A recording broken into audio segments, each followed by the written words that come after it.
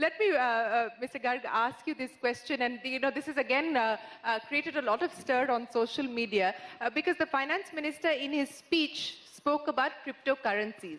And he said cryptocurrencies are not legal tender. And that is the stated position of the government because it's not legal tender. We understand that. But he also said that the government will crack down on using cryptocurrencies for illegal activities. Now, the question one is, if it's not legal tender, is the government going to say at some point, there is a committee that you're a part of, that you're looking into, are you at some point going to say that trading in cryptocurrencies is an illegal activity? Let's not call them as cryptocurrencies, because that's what we don't believe, that they are currency or coin. Okay. So we have used the expression crypto assets. Okay.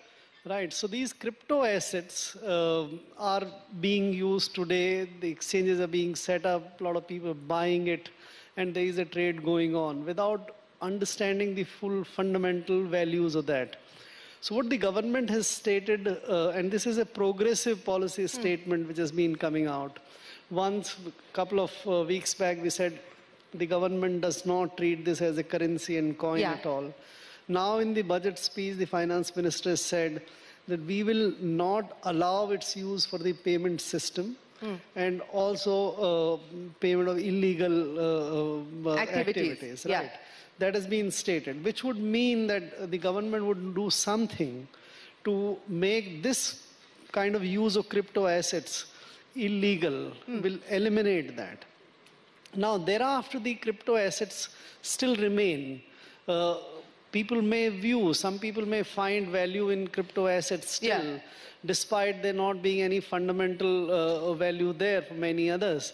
And that would require it to be sort of regulated in a way so that whatever transactions takes place in crypto assets for the part which is legitimate is regulated by the regulators. This becomes transparent. But isn't that part already transparent because they follow the KYC norms? And I understand that there's been notices that have been sent to people, and there have been surveys and not raids that have been conducted. So can you explain to us what is the nature of regulation that you're looking at bringing in? Because I would imagine even the global markets are listening to what is happening here in India, because while we've seen a fair degree of volatility today, the prices of the Bitcoin, etc., have crashed quite significantly. So they are watching what India is doing as well, sir. So the exchanges which are being set up currently are not the regulated exchanges. Nobody regulates them. They are in a way self-set up, self-regulated kind of thing. There is no legal requirement, statutory requirement for effecting certain kind of KYCs and transactions. There is no record of those transactions which is done today.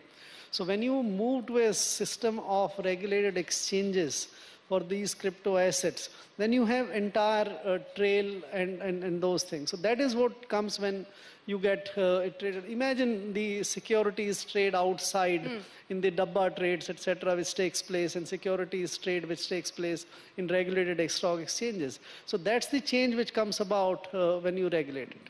Okay, so when can we expect the committee to finalize its recommendations? Because there was a previous committee as well which put out its recommendations, which was never made public. So when can we expect regulation on this front? We hope now that within this financial year, the committee would finalize its recommendations, and then it would require legal changes, it would require regulatory assignment to be made, which regulator would do it.